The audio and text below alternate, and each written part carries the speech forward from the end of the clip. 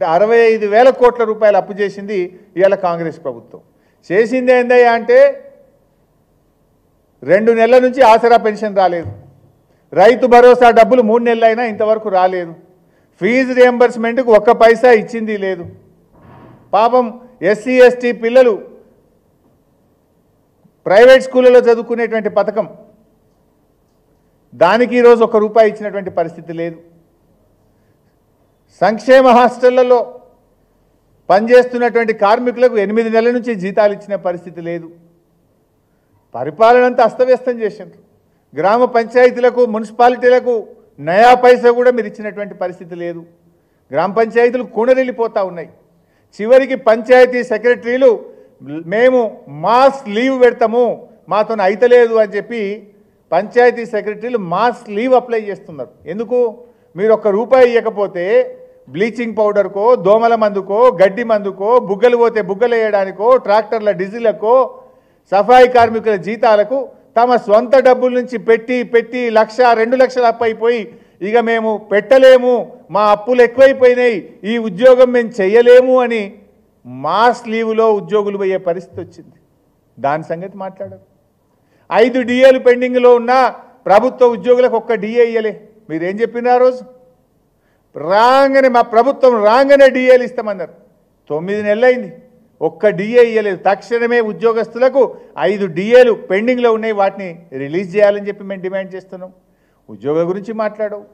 గొర్రెలకేం చెప్పింది మీరు? 100 రోజుల్లో 2వ విడత గొర్రెల పంపిణీ చేస్తామన్నారు. దాని ముచ్చటనే లేదు ఇప్పటిదాకా. 100 రోజులు అయిపోయి 300 రోజులకు వచ్చాయి. గొర్రెల పంపిణీ అటుకెక్కిస్తుంది. చేప పిల్లలు ఇస్తుండ్రా, ఇలా వర్షాలు పడ్డాయి, చెరువులలో నీళ్ళు వచ్చినాయి, ఈ పాటికి చేపలు వంచాలి, చేప పిల్లలు వేయాలి. కానీ ఇంతవరకు చేప పిల్లలు చెరువులలో వేసేటువంటి పరిస్థితి లేదు. ప్రభుత్వ దవాఖానలలో పోతే మందులు లేవు, హాస్టళ్లలో పోతే ఎలుకలు కొరుకుతున్నాయి, పిల్లలకు అందరికీ విషజ్వరాలు, ఆహారం సరిగా లేక ఆసుపత్రుల పాలవుతున్నారు ఇలా సంక్షేమ హాస్టళ్లలో ఉండేటువంటి పిల్లలు. దాన్ని మీరు పట్టించుకున్న పరిస్థితి లేదు. అంటే సమస్యల వలయంలో రాష్ట్రం ఉంటే మీరు మాత్రం రాజకీయ కుట్రలకు, ఢిల్లీ పర్యటనలకు పరిమితమవుతున్నారు. ఇప్పుడు మీరు 20 సార్లు ఢిల్లీ పోతురి, 2 సార్లు ఫారిన్ పోతురి. నెల రోజులు ఫారిన్లో వాయ్, నెల రోజులు ఢిల్లీలోనే వాయ్. పాలనకు తక్కువ, ప్రతిపక్షాల మీద కక్షలకు ఎక్కువ, కుట్రలకు ఎక్కువ. ఈ రకంగా ఇలా పల్లారాజేశ్వర రెడ్డి గారి మీద ఒక కుట్ర ఇది. ఇలా పథకం ప్రకారంగా ఆయనను వేధించేటువంటి ప్రయత్నం చేస్తున్నారు. నేను మళ్ళీ ప్రభుత్వానికి అప్పీల్ చేస్తున్నాం, మీడియా సమక్షంలో, అధికారుల సమక్షంలో ఆయనకిచ్చిన అన్ని అనుమతులు పరిశీలించండి, రూల్ ఫాలో కండి. నిన్న హైకోర్టు కూడా చెప్పింది, ఫాలో ద డ్యూ ప్రొసీజర్ అని హైకోర్టు కూడా రాష్ట్ర సర్వోన్నత న్యాయస్థానం చెప్పింది. రూల్స్ ఫాలో కండి, సర్వోన్నత న్యాయస్థానం చెప్పిన ప్రకారంగా జాయింట్ సర్వే వారి సమక్షంలో చేయండి. న్యాయం ఏ రకంగా ఉంటే దానికి మేము కట్టుబడి ఉంటాం. కానీ ఉద్దేశపూర్వకంగా రాత్రి వచ్చి ప్రతిపక్షాలే మీరు దాడి చేస్తాము, మేము కొట్టిపడేస్తాము అంటే ఇది మంచి పద్ధతి కాదు. ప్రజలు క్షమించరు. ఇది ప్రజాస్వామ్యానికి మంచిది కాదు. రాజకీయ కుట్రలకు ఆసుపత్రులు, కాలేజీలు, విద్యా సంస్థలు మరి దానికి కేంద్రం కావద్దు అని చెప్పి ప్రభుత్వానికి హితవు పలుకుతా ఉన్నాం. Thank you.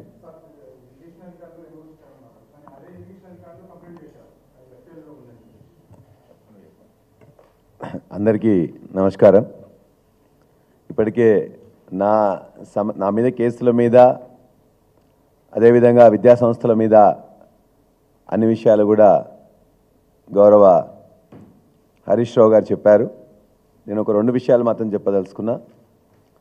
25 సంవత్సరాల క్రితం మేము విద్యా సంస్థలు స్థాపించినాం. 25 సంవత్సరాల నుంచి వెళ్ళి అనేక ప్రభుత్వాలు, ఆనాడు తెలుగుదేశం ప్రభుత్వం, కాంగ్రెస్ ప్రభుత్వం, టీఆర్ఎస్ ప్రభుత్వం, మరలా ఇవాళ ప్రభుత్వాల్లో కూడా ఇబ్బందులు ఉంటే ఉండొచ్చు. కానీ వ్యక్తిగతంగా, రాజకీయ పరంగా ఏనాడు కూడా మేము ఇబ్బందులు ఎదుర్కోలే. గత 9 నెలలుగా వ్యక్తిగతంగా నా మీద, నా కుటుంబం మీద, నా విద్యా సంస్థల మీద విపరీతమైన దాడి చేస్తున్నారు, ఇబ్బందులు పెడుతున్నారు. రోజు పొద్దున్నే ఒక రెవెన్యూ కానీ, లేకపోతే ఇరిగేషన్ కానీ, లేకపోతే విజిలెన్స్ కానీ, లేకపోతే ఎన్ఫోర్స్మెంట్ వాళ్ళు కానీ, ఇంటెలిజెన్స్ వాళ్ళు కానీ, పోలీస్ వాళ్ళు కానీ ఏదో దాంతో వస్తారు, బెదిరించడం, అది వేరే వాళ్ళు ఎవరో కంప్లైంట్ ఇచ్చిందని చెప్పేసి కంప్లైంట్ ఇస్తే ఇవ్వండి అంటే లేదు ఓరల్గా ఉందంటారు. మేము కంప్లైంట్ ఇట్లా ఇబ్బంది పెడుతుందని చెప్పేసి మేము కంప్లైంట్ ఇస్తే పోలీస్ స్టేషన్లో తీసుకోరు.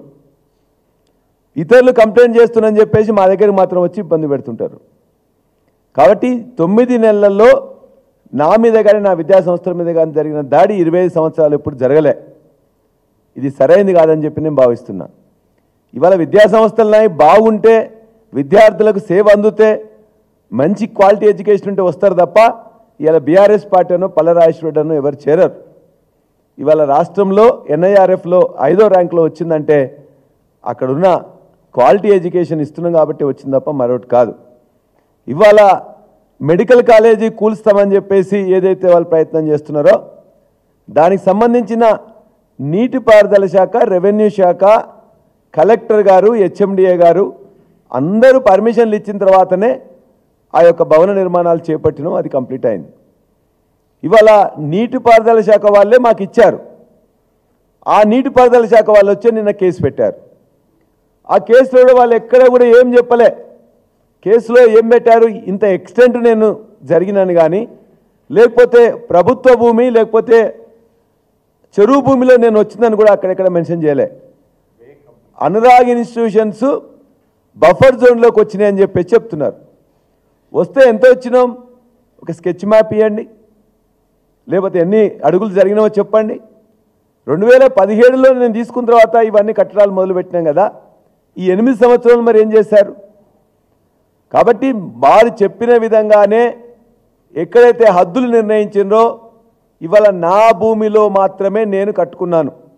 ఇవాళ పెద్దలు హరీష్ రావు గారు చెప్పినట్టు మీరు ఆ ప్రభుత్వ భూమి కానీ లేకపోతే చెరువు భూమి కానీ 1 ఇంచు కూడా నా దాంట్లో ఉన్నట్లయితే, నేను ఎంకరేజ్ చేసినట్లయితే ఇవాళ మొత్తం విలేకరుల సాక్షిగా, రిపోర్టర్స్ సాక్షిగా సర్వే చేసి హద్దు పెట్టమని చెప్పండి.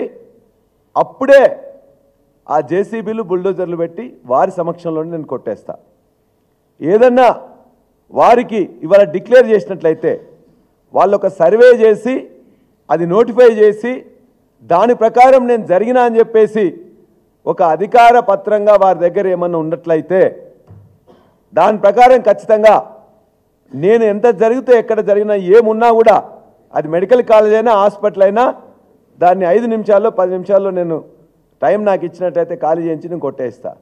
అంతే తప్ప నేను ఈ యొక్క విద్యా సంస్థలు కానీ మిగతా వాటికి కేంద్రం కాకూడదని వారు చెప్పిన దాన్ని చెప్తూ, దయచేసి ఎన్ని ఇబ్బందులు పెట్టినా ఎన్ని కేసులు పెట్టినా చట్ట ప్రకారం కోర్టును ఆశ్రయిస్తాం. మీ అందరూ కూడా విజ్ఞప్తి చేస్తున్నా, అధికారులకు కూడా విజ్ఞప్తి చేస్తున్నాం. ఖచ్చితంగా ఎక్కడైనా తప్పు జరిగితే చెప్పండి, నోటీస్ ఇవ్వండి.